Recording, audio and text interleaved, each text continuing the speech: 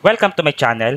You are watching CAT Mass Review, and in this video, pag-usapan natin yung geometric sequence. First problem. Find the 10th term of the sequence 32, negative 16, 8, negative 4. Okay, so hindi in-specify rito kung anong klaseng sequence, but sa beginning nga ng video na to, sabi ko geometric sequence to. But still, let's say hindi mo alam kung anong sequence yan. Sulat natin. 32 and then negative 16, 8, negative 4. And actually, kahit naman sa unang tingin pa lang, alam nyo ng geometric eh. Kasi yung palit siya ng paliit, tapos nag-alternate yung sign. So, that's a sign na meron tayong common ratio. So, common ratio para sa geometric sequence. So, it means if we divide negative 16 by 32, so pag nag-divide tayo ng pairs of consecutive terms, dapat pare-parehas lang yung makukuha. Common ratio yon. So, the common ratio R is equal to negative 16 divided by 32. Divide natin parehas by 16. So, ang makukuha nyo dyan ay negative 1/2. Ngayon, kung gusto nyo ma-prove, isa pa. The common ratio is 8 divided by negative 16. Still, divide nyo parehas yan by 8. You get negative 1/2. So, it means we can say na ang ating common ratio ay negative 1/2. What else? Ang ating first term ay 32. Okay? And may formula tayo dyan sa nth term. Kasi hinahanap yung 10th term. So, the formula is, okay, ang formula niyan ay a sub n is equal to a sub 1 times the common ratio raised to n minus 1. Okay? So, ang kailangan natin ay 10th term. So, palitan natin yung n ng 10. So, a sub 10 is equal to a sub 1, which is 32, yung first term natin, times the common ratio r, which is negative 1/2. And then raised to n minus 1. Ang n nga natin ay 10. Okay?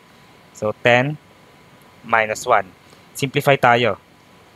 32 and then times negative 1/2 raised to 10 minus 1, that's 9. Okay? Next, we have 32 times, okay, ano magiging result nito? Negative 1/2 raised to 9. So, 1/2 or rather 2 raised to 9, alam natin na that's, pag kinalculate nyo yan, 2 raised to 9, that's equal to 512. Okay? Hindi ko napapakita, mano-mano nyo na lang yan. Okay? 2 raised to 9 is 512. While 1 raised to 9 is equal to 1 pa rin yan. Okay? And dahil ang ating power ay odd, okay, this is an odd number. Okay? So, the power is odd. Bakit natin kino-consider yan? Kasi, yung ating base ng exponential term ay negative. Kapag ang negative ay naka-raise sa even, magiging positive yon. Pero pag naka-raise sa odd, like this, negative pa rin. So, negative. Negative, 1 raised to 9, ito, that's 1. Over 2 raised to 9, 512. Therefore, this becomes negative 32 over 512. Okay? And marireduce pa natin yan into simplest form. Kapag nag-divide tayo by 32 here and 32 here. Okay, hindi ko napapakita to ha. This should equal to negative 1 over, eto 16 yan. Try nyo na lang ha. So, negative 1 over 16. Box natin. So, the answer here is option D. Okay, pero let's say ganito. Kasi ginamitan natin siya ng formula. Ito, yung nth term. Pero let's say nasa exam kayo, tapos hindi nyo natandaan yung formula na to. Okay? Let's say nakalimutan nyo siya. Anong gagawin nyo ngayon? Pwede nyo naman manumanuhin. Okay? Paano yung manumano na yon? Okay, ganito. ituloy nyo lang yan. Kasi parang ang nangyayari lang dito, 32 divided by 2 is 16. Tapos alternating lang yung sign. Positive to, tapos negative, tapos ito positive, ito negative. Tapos divide ka lang ng 2. 32 divided by 2, 16. 16 divided by 2 is 8, naging positive. 8 divided by 2 is 4, naging negative naman. So ituloy mo lang yan, makukuha mo yung 10th term. So negative 4 divided by 2 is 2, so positive 2. 2 divided by 2 is 1, negative 1. Rather 1 divided by 2 is 1 half, positive. Tapos 1 half divided by 2 is 1/4, negative. Ilang terms na yan? 1, 2, 3, 4, 5, 6, 7, 8. Dalawa pa. Next, narito ang katuloy niyan. After ng 1/4, ano nang kasunod? 1/8. And then positive. And next, negative 1/16. So, ito na yung ating 10th term. Yan. So, this is the 10th term.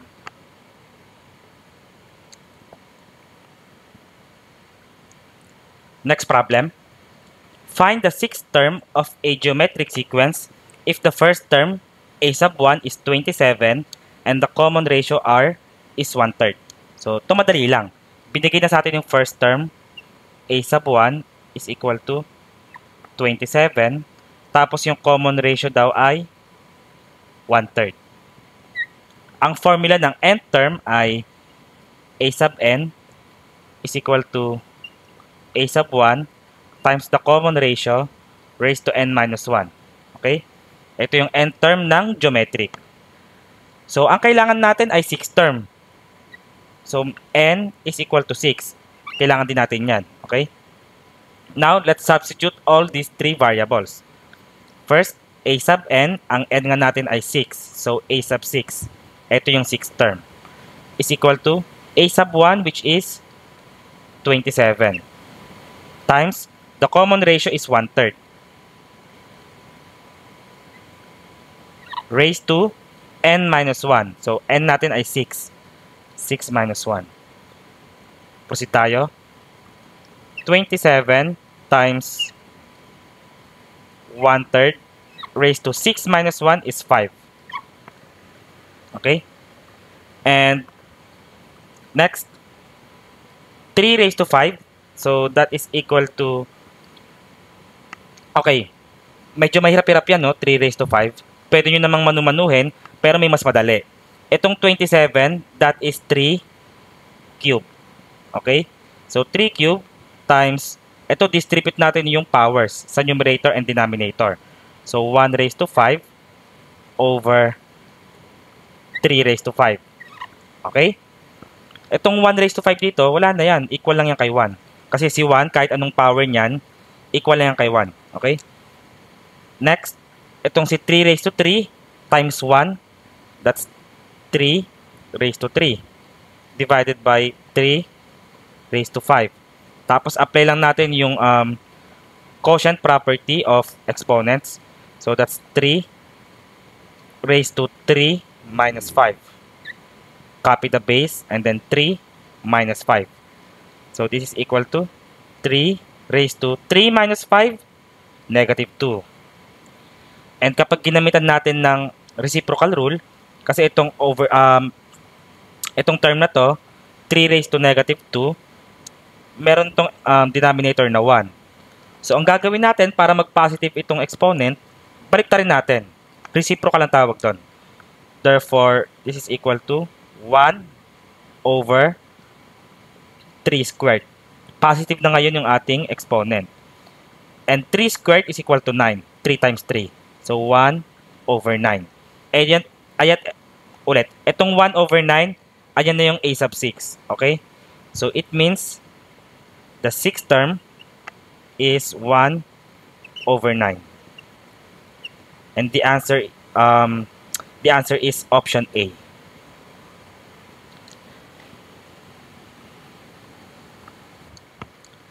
What is the sum of the first 6 terms of the sequence 8, negative 4, 2, negative 1? Okay, so copyahin ko lang yung sequence. We have 8, and then negative 4, 2, negative 1. Ngayon, ang kailangan ay yung sum ng first 6 terms. Meron lang tayo ditong 4. Okay? May dalawa tayong pwedeng approach dito. Pwedeng isolve nyo yung pang-5 saka pang-6 kasi 4 lang yan eh. Tapos ipag-add nyo sila sabay-sabay. Okay? Pero pwede rin tayong gumamit ng formula. Okay? Pakita natin parehas. Una, manu-manuhin natin. Kita naman natin sa pattern, nagdi-divide tayo by 2. Diba? 8 divided by 2 is 4. 4 divided by 2 is 2. 2 divided by 2 is 1. Magpapatuloy lang yan. Tapos yung sign alternating lang. Positive, negative, positive, negative. So ito, 1 divided by 2 is 1 half. Tapos positive yan kasi negative 2 eh. Next, ito 1 half divided by 2, 1/4 yan. Tapos negative yan. Okay? Baka magtaka kayo paano nangyari yan. 1 half divided by 2. So, ang mangyayari dyan, 1 half times the reciprocal nito. Ang reciprocal nito ay 1 half din. 1 times 1 is 1. 2 times 2 is 4. 1/4. Okay? Ngayon, meron na tayong 6. Okay? So, para malaman yung sum ng first 6 terms, ipagpa-plus lang natin lahat yan. Okay?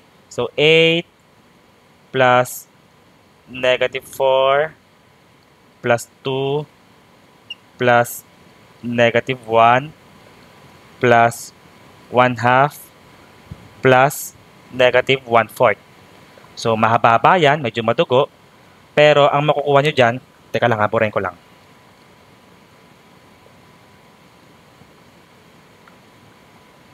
Pero, ang makukuha nyong sum dyan ay 5 and 1/4. Okay?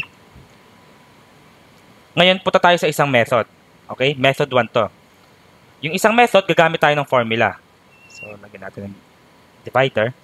Yung formula na gagamitin natin ay the sum of geometric sequence. S sub n is equal to a sub 1, the first term, times 1 minus the common ratio raised to n divided by 1 minus the common ratio. Okay? Of course, importante, kailangan ma-identify natin yung mga variables. So, yung a sub 1 natin, yung first term, madali lang yan. Of course, 8. How about the common ratio? Mag-divide ka lang. Negative 4 divided by 8 or 2 divided by negative 4, pare-parehas lang yan. That's negative 1 half. Okay? Next, yung n natin, dahil ang kailangan ay the sum of the first 6 terms, n is equal to 6. Ngayon, itong tatlo na yan, substitute natin dito. Okay?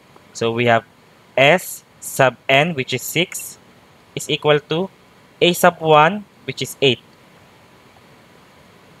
times 1 minus r, 1 minus r, ang r natin ay negative 1 half. And then, raised to n, so raised to 6, over 1 minus r. Ang r nga natin ay negative 1 half. Simplify natin to. S sub 6 is equal to 8 times 1 minus negative 1 half raised to 6. So, 1 raised to 6 is 1. 2 raised to 6 is 64. Okay? Tapos, negative yan. Niraise sa may even number, magiging positive. So, positive 1 over 64. Okay? Itong minus na yan, dito yan. Pero itong negative 1 half na yan, raised to 6, ito na lang siya ngayon. Positive 1 over 64. And then 1, rather over, ito, negative times negative, positive. So, 1 plus 1 half. Okay, proceed tayo. We have 8 times, ito, para masubtract natin, 1 minus 1 over 64. Itong 1, gawin natin siyang 64 over 64. Tama? Equivalent yan kay 1. Minus 1 over 64. Nang sa gayon, meron tayong subtraction of similar fractions. Same ang denominators. Divided by 1 plus 1 half. Obviously, that's 1 and 1 half. Magpatuloy tayo rito. So, S sub 6 is equal to copy 8 times 64 minus 1, 63. So, 63 divided by, okay, copy the denominator, 64, over, etong 1 and 1 half, i-change natin siya into improper. So, 2 times 1 is 2, plus 1 is 3. So, 3 over 2. Okay? Next, simplify natin to. So, 8 times 63 over 64 times the reciprocal, 2 over 3. Okay? Ngayon, may magka-cancel dyan. 2 divided by 2 is 1. 64 divided by 2 is 32. Okay? Next.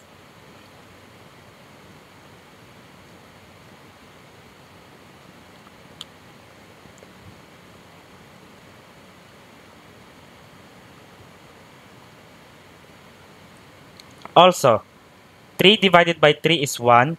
63 divided by 3 is 21. Okay? So, ang simplified natin, meron ngayon tayong 8 times 21 times 1, that's 21, over 32 times 1, 32. Tapos, makakapag-simplify ulit tayo. Because 8 divided by 8 is 1. 32 divided by 8 is 4. So, meron ngayon tayong 21 over 4. And kapag change natin siya into mixed number, 21 divided by 4 is 5. Okay? 5, kaya lang may remainder. Because 5 times 4 is 20. 21 yan, may sobrang isa. Or may remainder na isa. So, that remainder is the numerator over the denominator 4. 5 and 1/4. Same ang nakuha nating sagot. Which means the answer is option C.